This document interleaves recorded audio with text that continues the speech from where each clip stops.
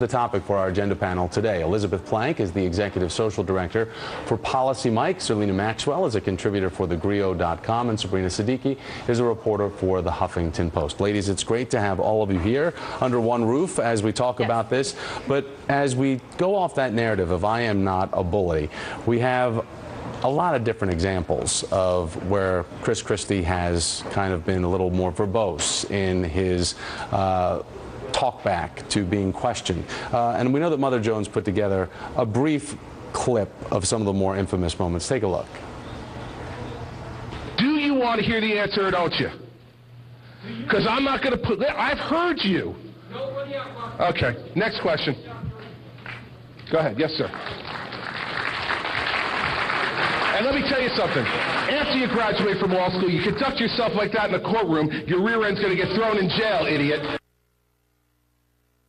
You don't send your children to public schools, you send them to private schools, so I was wondering why you think it's fair to be cutting school funding to public schools. What's her name? What's her name, guys, real quick, because the governor's talking. What is it? Gail. Talk to Gail. Hey, Gail, you know what? First off, it's none of your business. I don't ask you where you send your kids to school. Don't bother me about where I send mine. So, Elizabeth, it depends on you who you ask about whether those are highlights or lowlights, but it resonates, and he was reelected. But is it enough to see the governor say, I'm not a bully, serve up and eat a lot of humble pie yesterday? Does it compare to the Chris Christie that we know? I mean, are people willing to buy it? Well, I think it may have worked to get him elected in New Jersey, but it will not resonate with the American people across the nation. He's already known to be aggressive, as we've seen with these clips. It's pretty clear that he has a very aggressive style of leadership.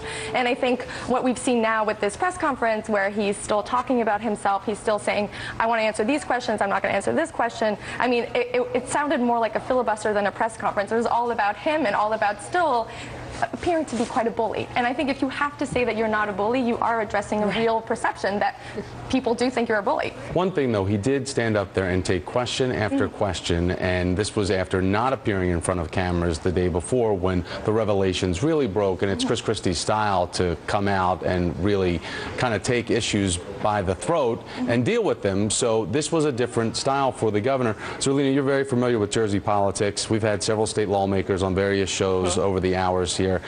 Here's just a little bit of what they had to say about Christie's press conference.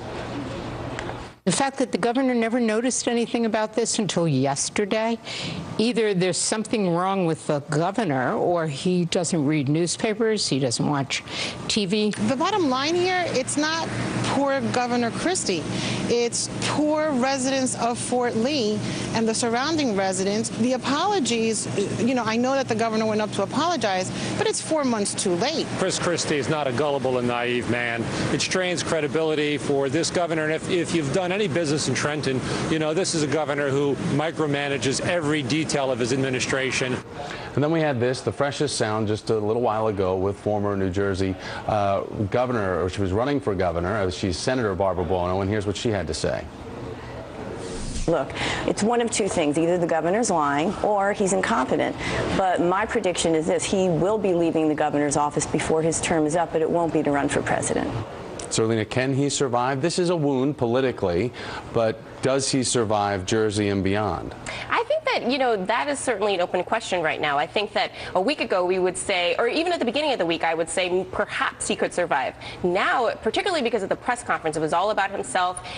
He says, I'm not a bully, but I think, you know, we learned yesterday he's also a baby, right? And he was, I'm very sad about this, but he really wasn't sad about the impact on the people of Fort Lee. I think that part of the problem for him is that this shows, I mean, one of the questions he did not answer yesterday was that, you know, are there other instances of retaliation? He deflected that question, and I think, you know, particularly Rachel Maddow's reporting, excellent reporting last night, shows that there probably are other things in these emails that are soon to be released about other acts of retaliation. Let's dive into that right now, because Rachel suggested the bridge closure wasn't really about Major Sokolich, but was rather political payback for the fact that Governor Christie and the New Jersey State Senate Democrats had issue. And she brought up the feud that Christie had with Senate Democrats over the state Supreme Court nominees. Now, here's just a portion of what she had to say last night. Take a listen.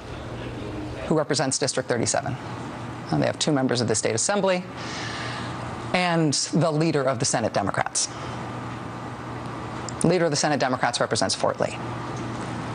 Roughly 12 hours after Governor Christie blows up at the Senate Democrats and torpedoes the career of a Supreme Court justice who he likes because he says the Senate Democrats are animals and he's not going to let that justice loose to those animals. The leader of those animals in the Senate sees her district get the order of destruction from Governor Christie's deputy chief of staff. Sabrina, I want to reinforce, this is just a theory, but investigative reporters are all going to be working on this story, looking at datelines and timelines and where different people were to figure out the true machinations behind all of this. That is an interesting theory, but is that probably more likely there's something less obvious than what people think, that this was just about trying to get the mayor of Fort Lee to provide an endorsement? It's a possibility. Like you said, it's still just a theory. And a lot of that, of course, will be unraveled sort of as the investigation continues. And that's why it's critical that Chris Christie's story is accurate, that his accounting for his lack of any role in this will be critical in terms of just how politically damaging this might be. I think so far this is troubling for him. It's one of the first major roadblocks he's hit since he sort of rose to the national stage and with his re-election by a landslide, and sort of has already been accepted as the inevitable Republican nominee for president. This is one of the first controversies he's had to deal with in the last few months. And so a lot of his story and whether, you know, for example, there might be more to this than he said, that's what has the potential to make this a lasting controversy rather than just one roadblock that he could put behind him. Certainly he won't put it behind him with one press conference, but so far nothing has linked him directly to this. And again, that's where other theories will be key in terms of determining whether he had more of a role than he says he did. Well, and it's so ironic as we look at this for the fact that Chris Christie wants to look as if he is the bridge candidate, and it's literally a bridge that may take him down. Our Friday agenda panel, thanks so much, Elizabeth Plank. Nice to see you in person. Sabrina Siddiqui, Zerlina Maxwell, great to have you on, and we really appreciate all of your insights. Coming up